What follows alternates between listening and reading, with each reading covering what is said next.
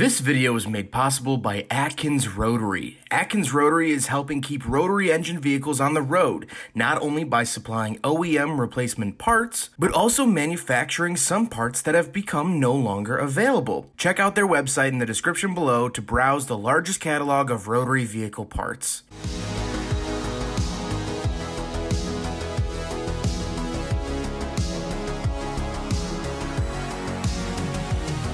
Alright, what's up guys? My name is Zach and today I am driving a 1976 Mazda Cosmo. Up front is a 1.3 liter 13B rotary engine that has been supercharged, and down below is a 3-speed automatic transmission. Guys, I don't have to tell you why I am so dang excited to be driving this car today. I've never driven a Cosmo, I've never driven a supercharged rotary, and so we'll be checking both of those off our list today. But before we get on to anything else, I have a website, zackpradel.com, where you can buy stickers like this retro sticker pack or big friggin' bottle sticker, both with free shipping. You could also submit your own vehicle to be reviewed by me through a quick and easy submission form. And you could read my behind the scenes blog to see what I'm filming before it comes out on the channel. But let's get back to that supercharged 13B under the hood. Well, this engine was built by Atkins Rotary, and this car is actually owned by Atkins Rotary. And it is a prize-winning car. This car was used for drag racing back in the day, and still to this day. And that's why they ended up supercharging it with their in-house superchargers, the Camden Superchargers, which I'll leave a link to in the description below. Now, this car did originally come with a 13B from the factory. However, just not a supercharged one. All right, let's see how it does.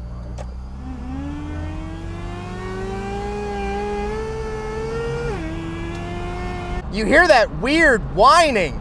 That's the supercharger, and that is so cool. Like I said, paired to a 3-speed automatic, you could find these Cosmos with 2 different transmissions, either the 3-speed auto or the 5-speed manual, which from Mazda at the time was pretty rare. Or later, you could get in the RX-4, and eventually the RX-7 got it in 1979, but not standard until 1980. So this is still the 3-speed automatic. It does have a high stall torque converter put in it, of course, for the drag racing. Last but not least, the Cosmo is rear-wheel drive.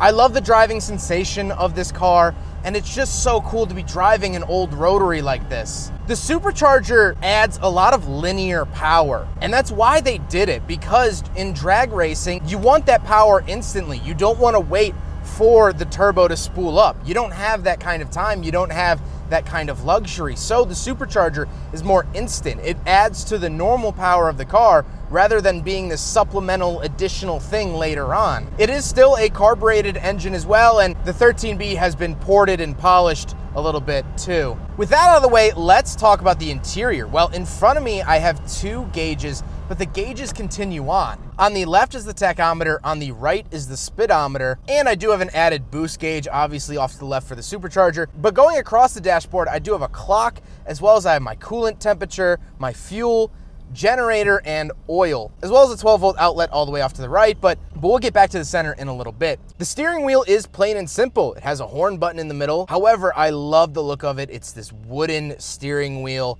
It's simple, it's clean, it's elegant, and I can't get enough of it. I would drink this steering wheel if possible. Off to the left, I do have my choke, again, for the carburetor. And on the door, I have my latch to get in and out, my grab handle, and that's about it. Moving back into the center, we do have those climate controls. Air conditioning came on the Cosmo, which was a big deal, a fantastic deal. And of course, an ashtray to the right because, well, it's a 70s car. Then I get 2 climate control vents and the radio. The radio is incredibly basic. However, it does the job. And then we have the shifter itself. The shifter, like I said, is automatic.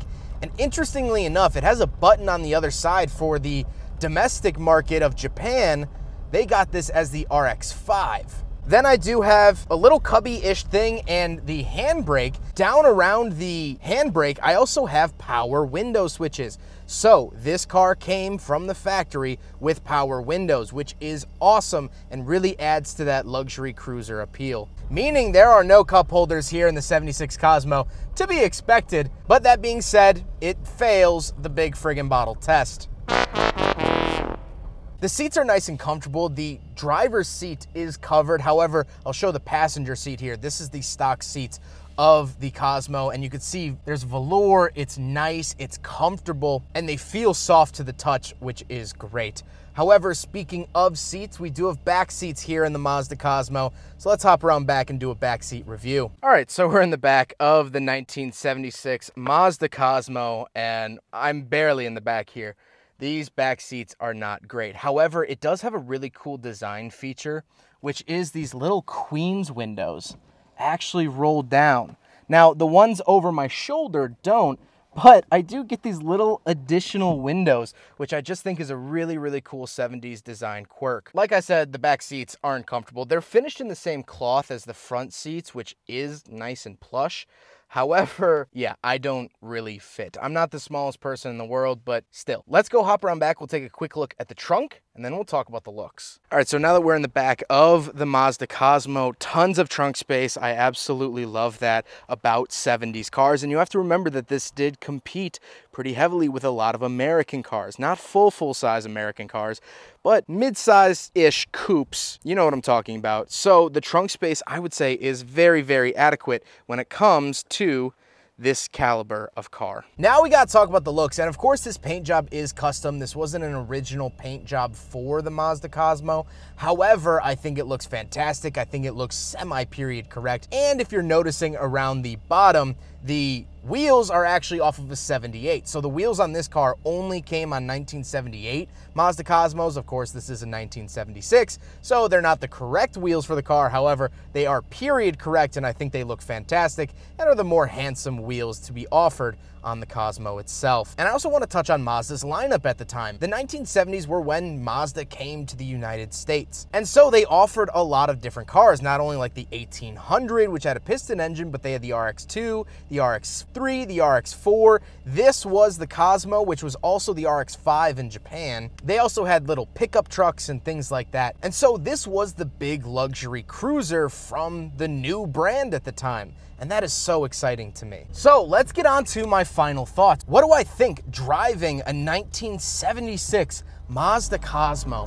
Well, first of all, I really wanted to make this video because I feel like if someone even knows that a Cosmo exists, they probably only know about the 3-rotor version from the 1990s. The Cosmo was sold in America in the late 70s. This generation of Cosmo was sold from 1976 to 1978. Only 3 real model years. Of course, this one was actually assembled in late 75, but you get the idea. And it competed with a lot of big American cars. This car is luxurious. It has air conditioning. It has power windows. It had 4-wheel discs, which was a big, big deal at the time. However, it didn't have the big thirsty V8s of a lot of the American cars. This car got way better gas mileage. It does drive a little bit like an American car where it is sort of floaty, the steering is nice and light, it's a big car, but you don't have that lopey, lazy V8 up front. You actually have usable power right on tap.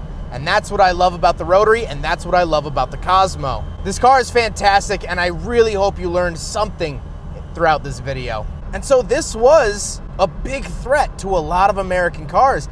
And so actually GM ended up buying the rights to the Rotary engine from this car, essentially to try to kill it. And it worked, because like I said, these only existed from 76 to 78. And it's a shame because this is a fantastic car. You'd think a 1.3 liter isn't sufficient, but if you think that, you haven't met a Rotary. I love it. I love sharing these obscure Rotaries with you guys. Everyone knows the RX-7. Everyone knows the RX-8, but not everyone knows the story of the Cosmo.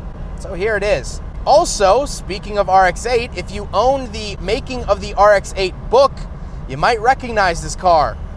It's in that book.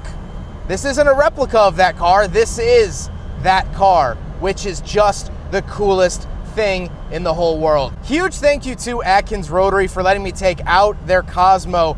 This is just the coolest car in the world. I absolutely love it. Atkins Rotary is the place to go for Rotary engine parts. They're even developing their own new parts for Rotaries. They are single-handedly keeping RX-7s, RX-2s, any Rotary engine on the road. So please go check them out. Their information will be down in the description below. Please, please, please, if you have anything Rotary related, they're the people to know. But I hope you guys enjoyed the video. Don't forget to rate the video, comment on the video, and subscribe if you really liked it. Take care, guys.